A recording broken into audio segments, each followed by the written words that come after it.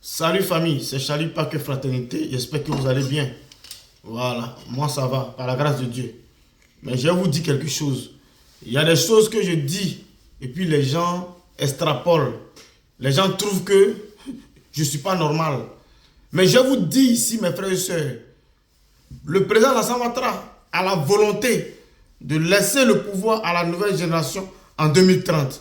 Mais moi je vous dis, okay, moi Charlie Paquet là, si Dieu nous donne longue vie en 2030, je ferai campagne pour ne pas que le président Alassane Ouattara puisse laisser le pouvoir à cette nouvelle génération qui est méchante, mesquine, cette nouvelle génération revancharde, cette nouvelle génération qui ne pourra rien apporter aux Ivoiriens. On va militer, je vais militer pour que le président Alassane Ouattara puisse demeurer président jusqu'à ce que Dieu l'appelle. Comme Dieu a appelé Houphouët-Boigny dans le temps. Je ne laisserai pas le président Alassane Ouattara partir. Parce qu'il n'y a aucun politicien de la nouvelle génération qui a l'ambition du Prado et qui a l'amour de ce pays pour permettre à ce qu'on puisse avancer, pour qu'on puisse bâtir cette Côte d'Ivoire. Non, non, non, non, je ne le ferai pas. Et ça, c'est une parenthèse. Parlons de Soro Guillaume. Soro Guillaume était un opportuniste. Vous le savez très bien. Soro Kibafori Guillaume est venu manger. Il n'est pas venu pour les Ivoiriens. La rébellion de Ibé, là, il a pris ça. Il a changé la doctrine. Il a changé l'idéologie de la rébellion d'Ibrahim Koulibaly, dit Ibé. Et aujourd'hui, Ibé est parti. Il a pris cette rébellion-là. Il a transformé cette rébellion-là pour manger, pour grossir, pour entretenir sa famille, uniquement sa famille, et non les Ivoiriens. Aucun Ivoirien n'a profité, n'a bénéficié de la rébellion de Soro Guillaume. Aucun Ivoirien n'a profité des bienfaits de cette rébellion-là. Jamais. Ce n'est que sa famille. D'autres sont devenus commissaires de police et autres. Donc Soro Guillaume n'est pas là pour les Ivoiriens. Et ces papos seront cassés tout à l'heure. Je vais vous montrer une vidéo où Konaté Zié va casser les papos de Soro Guillaume. Le président Alassane Ouattara est un président béni par Dieu. Tellement il est béni par Dieu, Dieu a permis que Soro Guillaume lui-même, il s'écarte du pouvoir. C'est Soro lui-même qui est allé en exil. Personne ne l'a chassé. Parce qu'il préparait des choses contre le président Alassane Ouattara, qui est un enfant béni, qui est un président béni par Dieu. Mes frères et sœurs, si tu n'as pas peur de Dieu, c'est ce qui va te permettre d'être contre Alassane Ouattara. Parce qu'Ado est protégé par Dieu. Alassane Ouattara n'est pas vos camarades. Soro Guillaume le sait. Sans les armes, Soro Guillaume n'est rien. Gbagbo l'a dit. Le président Gbagbo a dit Soro là, sans les armes, il n'est rien. Konaté Sidiki, il n'a pas d'armes, il n'est rien. Et il ne pourra rien créer. Depuis, il n'est plus au gouvernement. Chris Yapi ne donne plus des papos. Vous devez comprendre. Vous devez comprendre. Vous comprenez? Écoutons les papos sur Soro Kibafori Guillaume. J'ai mal. Et Dieu va continuer de nous protéger. Écoutons les papos. Les papos de Soro Guillaume. Et on revient. Un seul secret pour l'instant. Que Guillaume Soro vous dise pourquoi il m'a dit d'aller au Mali. Ce n'est pas simplement parce que j'ai dit j'ai rejoint ma famille qui l'est fâché. Les dessous là. Qu'ils vous disent la mission qu'il m'avait demandé d'aller assumer au Mali que j'ai refusé. Quand vous voulez que je parle. Vous voulez que je parle, je vais parler. Je ne vais pas rentrer dans les détails, hein, mais posez-lui la question. Guillaume Soro, tu avais confié, tu voulais que Konaté Zié aille jouer quel rôle au Mali? Ça, c'est lui et moi, nous deux, on s'est parlé. Je lui ai dit que je ne peux plus marcher dans cette démarche. Parce que ça ne va rien donner. Ça ne va rien donner. J'ai dit, si d'aventure tu veux aller dans ça, ça ne marchera pas. Moi, on ne peut pas m'utiliser dans ce sens. J'ai dit, je ne suis pas d'accord. Moi, là, pour parler comme terre à terre, hein, notre palabre et le président Alassane Ouattara, moi, dans ma conception en tout cas. Oh, lui, il avait autre chose dans la tête, hein. Dans ma conception, j'ai dit, on va faire un peu le bébé gâté pour que le père nous dise, bon, les enfants, calmez-vous, venez. Même si on a essayé ça, ça n'a pas marché. Alors on va demander pardon. Il y a quelle honte dans ça? Pendant que nous, on était en train de jouer les bébés gâtés là, lui, il était dans une scène réelle. Le problème de Guillaume Soro là, c'est son ego. Son ego personnel. Comme il a eu un peu d'argent, donc pour lui, les autres doivent être des tapis sur lesquels il doit marcher. Dès que tu dis non à Guillaume Soro, dès que tu contredis Guillaume Soro, albatros, il sait ce que ça veut dire. Albatros. Demandez aux commissaires là, ils vont vous dire albatros. Albatros. Pourquoi? Toi, tu dois albatros tout le monde. Dès que quelqu'un te contredit, c'est albatros. Il faut que tu changes. Tu ne peux pas gagner ce combat. Parce qu'il est spirituel. Il est hautement spirituel. Guillaume Soro, tu sais. Le Senufo que tu es, le Senufo que je suis. Partout où nous sommes rentrés pour pouvoir gagner cette bataille face à Gbagbo Laurent, tu sais que c'est des engagements spirituels. Si tu veux toi seul trahir ces engagements spirituels, tu vas te nuire, tu vas te détruire. Tu vas te détruire. Ça ne peut pas marcher. Ça peut marcher avec quelqu'un d'autre, mais toi, tu ne peux pas réussir ce combat. Faut pas l'oublier. Faut pas l'oublier. Je te donne ce conseil. Si tu ne sors pas, ton ennemi juré, ce n'est pas Alassane Ouattara. Ton ennemi juré, c'est ton ego. Ton égocentrisme. L'esprit de vengeance qui t'anime. Qui t'amène à scier tous les pactes des diables pour pouvoir, tellement tu veux réussir à humilier Alassane Ouattara. Cet esprit de vengeance qui t'anime, c'est ça qui va te nuire. Ceux que tu es en train de manipuler pour insulter là, ils ne peuvent rien t'apporter. Au contraire, ils ont atteint un niveau où eux, ils cherchent à profiter de toi. Ton carnet d'adresse, ils exploitent ça pour s'enrichir. Tous ces gueulards là, que tu vois là, qui ne sont même pas des griots. Dis-moi, tes griots même qui faisaient tes éloges là, il n'y a pas un aujourd'hui qui te suit. Parce que tu t'es mis dans une affaire où il n'y a que des insulteurs publics. Ça dit que on les écoute pour voir quelle injure ils vont prononcer. Mais jamais de stratégie dans leur communication. Guillaume Soro, ressaisis-toi. Tes collaborateurs à qui tu te confies là, ils ne sont pas nombreux ceux qui t'aiment, qui te soutiennent réellement. Ils sont en train de lutter pour faire détruire ta carapace politique. Ton aura politique est en train de fondre de jour en jour. Ta destruction, tu ne te rends pas compte. Comme une courbe est en train de quitter le sommet pour la chute inévitable. Tu as intérêt à te ressaisir. Tu as intérêt à te ressaisir. Moi, je ne suis pas un traître, hein. Moi, je ne trahis pas. Hein. Moi, je dis la vérité qui dérange. Ça va te déranger, quitte à toi d'ordonner Albatros. Moi, je te le dis. Je préfère te dire la vérité. J'ai juré sur le Coran, c'est vrai. C'est vrai que j'ai juré sur le Coran, je le reconnais. De ne pas t'abandonner dans ce combat. Mais justement, c'est pour ça que je te parle, je te donne des conseils. Ou bien ça aussi, conseil là, ça veut dire trahison. Toi, il faut nous dire, parce que tu n'as pas encore dit la vérité. Moi, j'ai découvert des vérités que je ne voudrais pas exposer, Guillaume Soro. Ce qui t'oppose réellement à Alassane Ouattara. Si les invectives, les injures continuent, je vais l'exposer. Je vais exposer parce que les gens pensent que c'est Alassane Ouattara qui n'a pas été correct avec toi, qui n'a pas été reconnaissant envers toi. Mais toi, tu sais. Les milliards qu'Alassane Ouattara te donnait régulièrement, là, tu le sais. Tu le sais. Tu dis que Alassane t'a arraché une villa que Gbagbo t'a offerte à 1,5 milliard. Mais de toi à moi, fais la comptabilité de ta conscience. Et dis-nous ce que tu recevais d'Alassane Ouattara régulièrement. Tu as partagé avec qui? Est-ce que le combat des forces nouvelles, là, tu l'as mené seul? Tu ne l'as pas mené seul. Ce que tu as eu avec Alassane Ouattara, il n'y a pas un seul collaborateur des forces nouvelles qui l'a eu avec lui. Sois humble. En réalité, c'est toi qui as trahi Ouattara. C'est toi qui l'as trahi. C'est parce que ce vieux-là ne parle pas. Par amour pour toi, je mets ma main au feu. Ce vieux-là, il t'aime tellement qu'il ne veut pas t'humilier. Sinon, il avait 1001 moyens de t'humilier. Même là où tu crois que tu es caché là.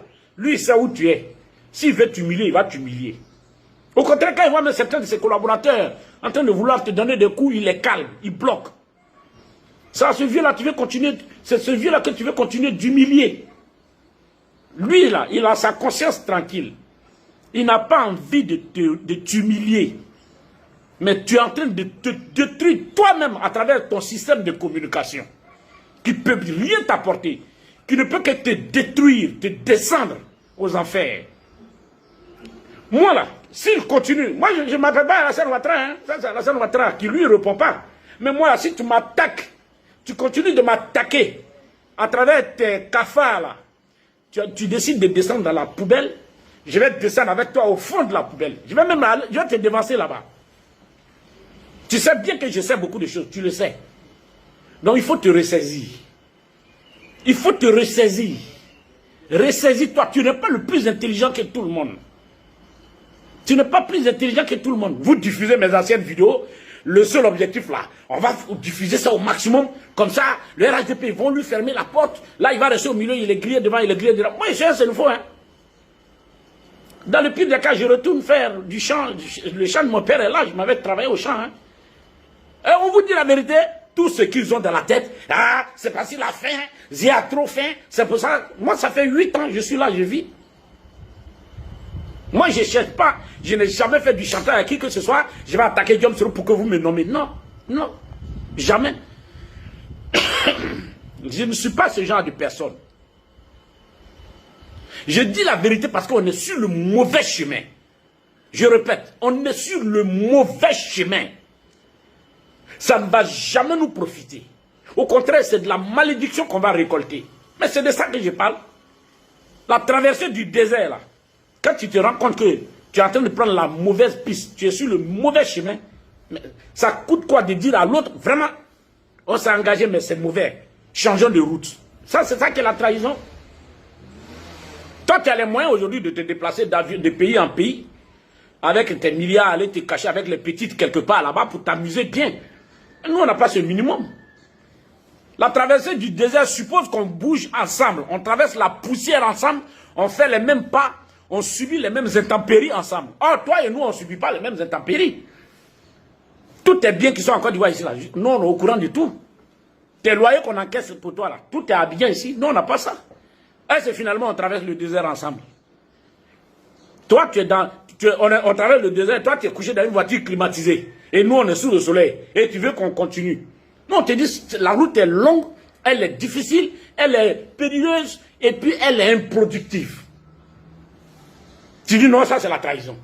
C'est ça qu'on appelle trahison. C'est toi plutôt qui es égoïste et méchant. C'est toi qui nous trahis. Et demain, dès que tu as l'opportunité de sauter là, nous-mêmes, tu ne vas même pas nous calculer. C'est pour ça que je te donne le conseil. Senablé Mouni, tu es un petit sénoufo, il faut te ressaisir. L'État est en train de se resserrer contre toi. Personne ne va prendre aujourd'hui des risques pour toi. Personne. Même les soldats avec lesquels tu parles ici sur le terrain, et moi on se parle. Est-ce que tu sais ça? Ils vont bouffer ton argent pour rien, tu ne vas rien réussir. Parce qu'ils ne sont pas sincères avec toi. Voilà. Je vais m'arrêter à ça et dire à ceux qui demandent la médiation, qui font la médiation pour que je me calme, d'accord, je suis d'accord, je vais respecter. Je ne vais pas en dire plus, à condition que les injures aussi s'arrêtent. Si ces chiens de garde, ces cafards, ces microbes-là, ces cyberdélinquants terroristes-là, croient qu'eux, ils peuvent me faire taire et qu'ils continuent de les actionner, il n'a qu'à continuer de les actionner. Parce qu'il a les moyens de leur dire, bon, arrêtez. Puisque ceux qui les manipulent indirectement, j'ai cité leur nom. Je lui ai dit. Il sait que Dibona est le numéro 1, surtout le numéro 2, Touré Moussa est le numéro 3, le petit cadet de Rasouba, c'est les 4 qui manipulent. Puisque quand ils manipulent les gens me disent. C'est pas comme ça. Où on a vu quelqu'un prendre le pouvoir dans un pays avec les injures. Et allez les écouter. Ils ne peuvent même pas argumenter. Ils n'ont aucun sens de l'argument, même ceux qui se disent intellectuels. Ils ne peuvent pas argumenter sans insulter. Ils ne peuvent pas déconstruire sans insulter. sans invectiver. Et tu crois que ça t'honore pour le niveau que tu as atteint là, le niveau politique que toi tu as atteint là, dire que toi tes communicants ou bien ceux qui communiquent à ton nom ne sont que régulièrement dans les injures. Ça fait plus de 6 ans que je t'interpelle sur la manière de communiquer. J'ai dit ces injures-là ne nous honorent pas. Seuls des voyous de grande envergure peuvent nous rejoindre dans cette bataille. Sinon tous ceux qui se font respecter ne viendront pas. Ils ne viendront pas. Et notre cercle ne va que se restreindre. Et quand les gens verront que leur espoir s'amenuise au fur et à mesure, ils vont partir. Mais tu ne veux pas changer. Et tu crois que c'est les injures qui peuvent faire tomber le président Ouattara. Mais tu te trompes. Ça va se faire sans toi. Ceux avec qui tu es allé te mettre là. Mais si tu écoutes leurs causeries de salon, si tu écoutes ce qu'ils disent de toi, eux ils te détestent même plus que Ouattara. Je te le dis toujours, ceux avec qui tu parles là, ceux sur qui tu comptes là, ils te détestent plus que Ouattara. Il faut le noter. Il faut le noter. Je vais terminer cette note en donnant un petit conseil au président Laurent Gbagbo. Que je ne vais plus jamais attaquer dans ma vie. Je le considère comme un père, au même titre qu'Alassane Ouattara. Président Gbagbo, Soro est en train de t'utiliser. Il te pousse dans des braquards, il te pousse dans des sentiers difficiles. Pour ton âge, toi qui as passé près de 10 ans hors de ton pays, en prison, il faut agir un peu comme Nelson Mandela. Mandela est sorti de la prison, malgré toutes les frustrations qu'il a endurées, il est sorti, il est resté sage. Ne te laisse plus manipuler par ce jeune-là. Il va te manipuler. Lui, il a encore la vie devant lui. Oh, monsieur le président, cher papa, tu as atteint un certain âge. Tu ne dois plus rentrer dans ce discours. À travers la position que tu adoptes sur ces conseils-là, et regarde comment tu es en train de mettre fin à la carrière de tes proches collaborateurs qui auraient pu gratter un peu pour survivre. À ce âge-là, ils ont tous déclaré des maladies déjà de vieillesse. Est-ce que toi, tu as les moyens, monsieur le président, aujourd'hui, d'entretenir tout ce cercle restreint là autour de toi? Et le gars là te fait croire qu'il peut réussir quelque chose. Il ne peut rien réussir, c'est moi qui te le dis. Il ne peut absolument rien réussir. Je te demande pardon. Tu es mon père aussi. Hein. Je te demande pardon. Parce que j'ai eu je ne t'ai jamais insulté de toute façon. Tu es mon père, je ne t'ai jamais insulté. Je ne suis jamais d'accord avec ta politique, mais je ne vais jamais t'insulter non plus. Mais si tu te laisses emballer par ce gars-là, qui te fait croire à cette théorie militaire, stratégie militaire, là, il te trompe. Ça ne va pas réussir. Et c'est malheureusement à ton âge où on a besoin de venir prendre bénédiction à toi, que c'est à ce moment-là, un père de cet âge-là, et si ce n'est pas Guillaume Soro là, tu vas venir manipuler un vieillard de cet âge-là à aller dans une bagarre. Chacun de nous a un père de cet âge-là. Moi j'en veux à Michel Gbagbo, hein, qui accepte que Guillaume Soro, le roublard là, qui a traité Gbagbo Laurent de tous les noms, que ce soit aujourd'hui celui qui le manipule. Mais attendez. Bon, je vais m'arrêter à ça. Ça, ce n'est que le début de la suite. Hein. Moi, je le dis. Si les injures continuent, mais sachez que je suis prêt. Cette fois-ci, je parlerai avec des preuves, des éléments de preuves. Si ça ne peut qu'arranger l'image de Guillaume Soro, il n'y a pas de problème. Ils veulent qu'on détruise l'image de Guillaume Soro. Je suis prêt. On va se détruire. Voilà. Moi, là, je connais déjà mes injures. Injures de mer, là, c'est le summum. Ils ont atteint ce niveau sans être interpellés. D'accord. Je suis prêt à aller. Vous avez écouté? Après tout ça là, je vois des gens qui veulent donner une confiance à Soro Guillaume. Soro Guillaume, c'est un frère ivoirien, c'est un grand frère. Il peut rentrer chez nous en Côte d'Ivoire. Mais pour lui apporter un suffrage pour être président de Côte d'Ivoire, c'est impossible. Même au jour d'aujourd'hui, si Soro Guillaume va en indépendant pour devenir député, il ne va pas être élu. Parce que c'est à cause d'Alassane Ouattara que les gens ont aimé Soro Guillaume. Les gens n'ont pas aimé le président Alassane Ouattara à cause de Soro. Les Ivoiriens ont aimé Soro à cause du président Alassane Ouattara. Voilà la nuance. Voilà le problème. Si Soro Guillaume dit qu'il a changé, il est devenu un homme nouveau. Mais il doit matérialiser cela par ses actes. Il doit appeler ses activistes pour dire, respectez le président Alassane Ouattara. Le président Alassane Ouattara est un président pardonneur. Il a pardonné à Montano. Il a pardonné Henri Konan Bédié. Il a pardonné Mabri Touakus. Ceux qui vont au pardon, le président Alassane Ouattara pardonne. Aujourd'hui, on a notre frère, Amiral Blindé, qui demande pardon au président Alassane Ouattara. Nous sommes qui pour ne pas accepter son pardon?